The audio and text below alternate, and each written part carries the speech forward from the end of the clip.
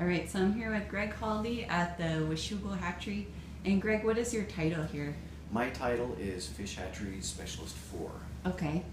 And what is your educational background? What kind of school do you go to do that?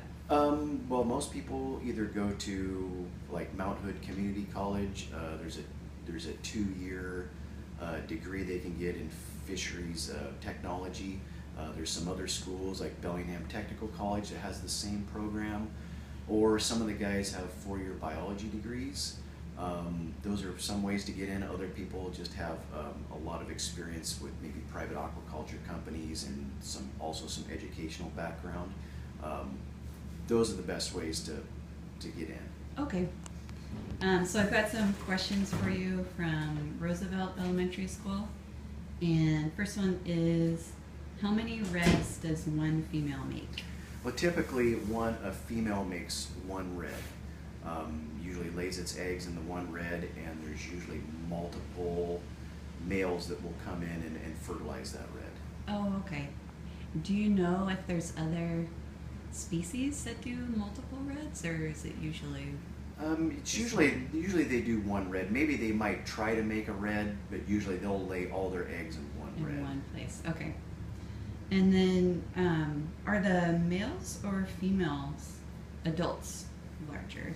Pretty much always the males are larger with any of the salmon species and also steelhead. Okay. Is there any way to tell males from females when they're fingerlings? At what point can you tell if they are? Not without cutting them open. Okay. If you cut them open and you had a microscope, you should be able to determine what sex they are, but not externally until they're older. Okay.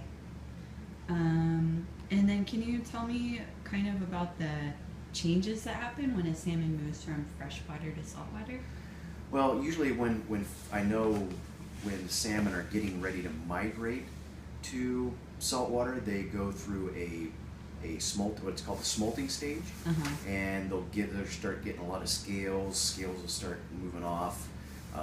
The fish will just start swimming around in circles and looking for a way to migrate downstream, at least here at the hatchery. And in a stream, when they get to that point, they get the urge to migrate downstream, and then they just start heading downstream. And once they get downstream and get to the estuary, usually they will stay in the estuary where salt water mixes with the fresh water, and they'll stay in that area for a couple weeks to acclimate to the salt water before they actually move out into the ocean.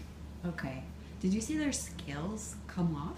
Well, they start shedding scales. You'll actually see them. They'll actually start getting scales, like really silvery scales, and you can actually see they start shedding a lot of scales, and that's how you know that they're in the smolting stage, because you'll see all those silvery scales are getting ready to go to salt water, and then you can see little scales and stuff in the water. Oh, do they replace old scales with new Yes. scales? Yep. Oh, okay.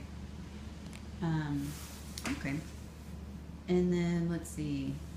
Another question was, do the scales of spawning salmon get reabsorbed into its body during the migration back up the river?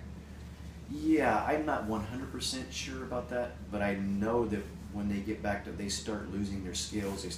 I think they start absorbing them into their body, because once they get into the spawning stage, they don't have any more scales. It's just pretty much smooth skin, and those scales probably have been reabsorbed into their body. Okay.